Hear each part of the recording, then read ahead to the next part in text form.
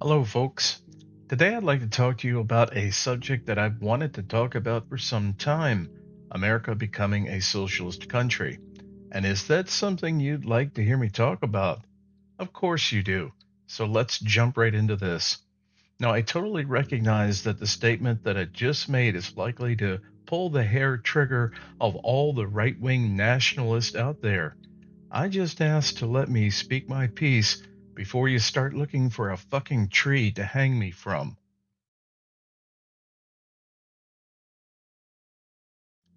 Look, if there's a movement for actual socialism in America, and I actually believe there is, we've got to be willing to look at the reasons for it. I'm not saying I necessarily endorse it. I just want to talk about the reasons why this is happening.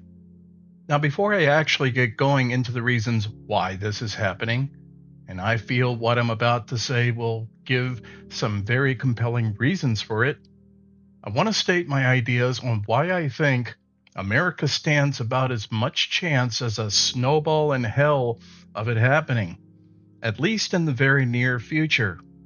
But I could be wrong. You see, what many people simply don't know is that America was not founded as a democracy, something the founding fathers clearly didn't want.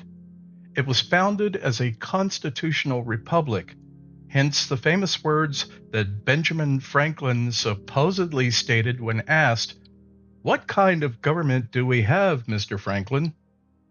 And he said, "We have a republic if we can keep it." Regardless if Ben Franklin actually said those words or not, America was clearly founded as a constitutional republic, not a constitutional democracy, as the two are very different things.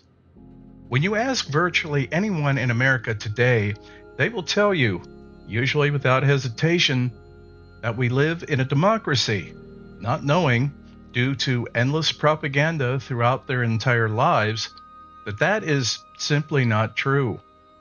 The situation is actually this: America is currently a two-tiered society, and although there have been warnings for many years that America is becoming a two-tiered society, a society of have and have-nots, we are not becoming that.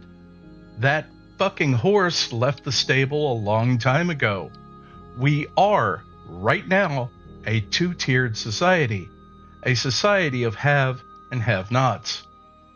So, on the have nots side of the equation, we have democracy, lots of democracy, and the haves are doing everything they can to make sure it stays that way. The haves are not remotely interested in democracy at all, at least not for themselves. Their only real job, other than stealing taxpayer money and increasing their power, is to constantly perpetuate the unicorns and rainbows equality democracy game on us have nots. And it's worked very effectively for many years now.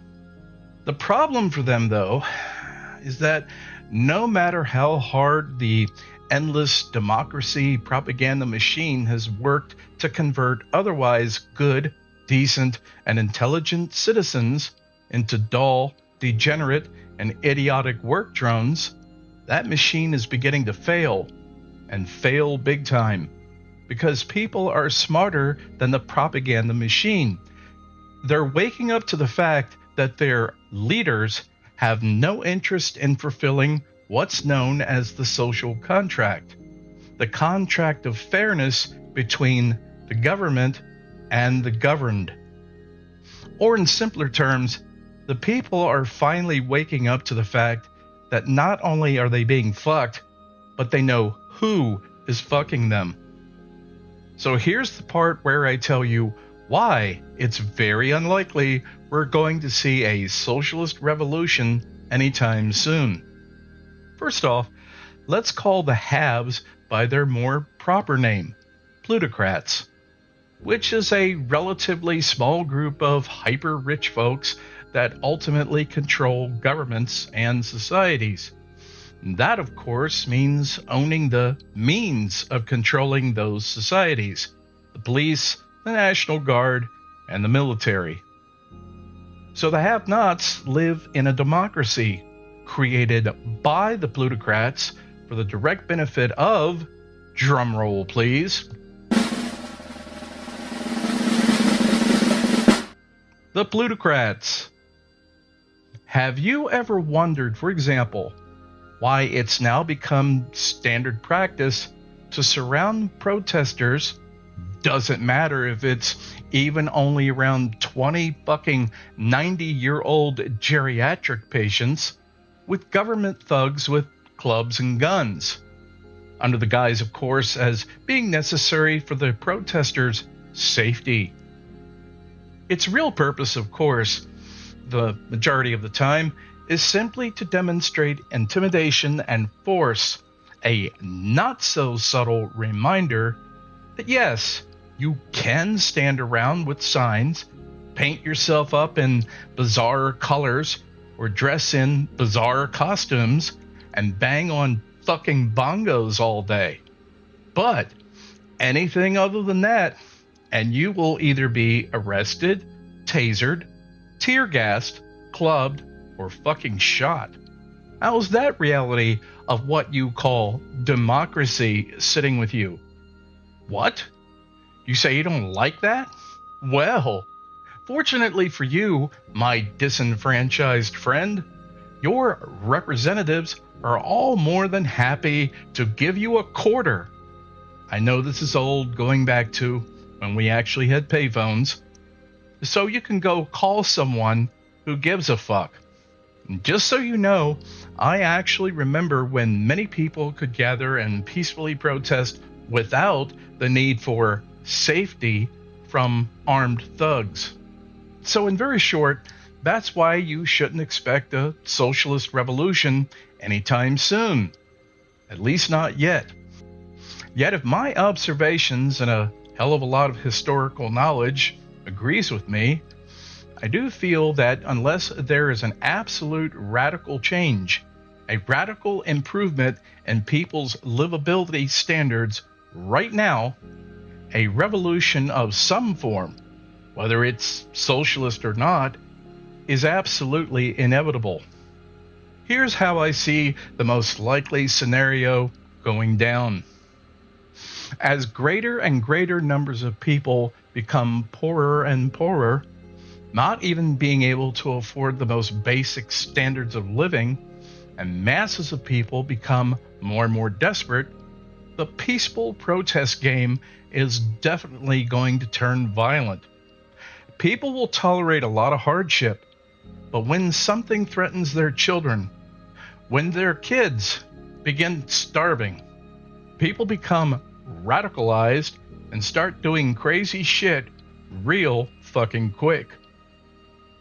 So then the plutocrats will do what they historically have always done. They turn loose the hounds, which more than likely initially be the police and or the National Guard, to restore order.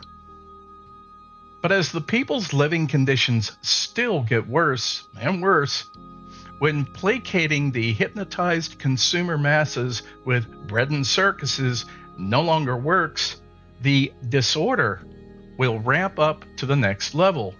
And sooner or later, when either the police or the National Guard open fire on groups of American citizens, then it's over.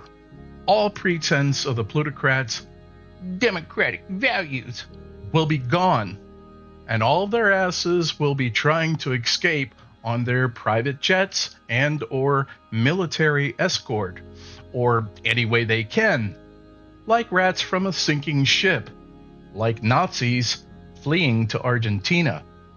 So I'm going to wrap this up because I think I've given a pretty good overview of what I see is to come.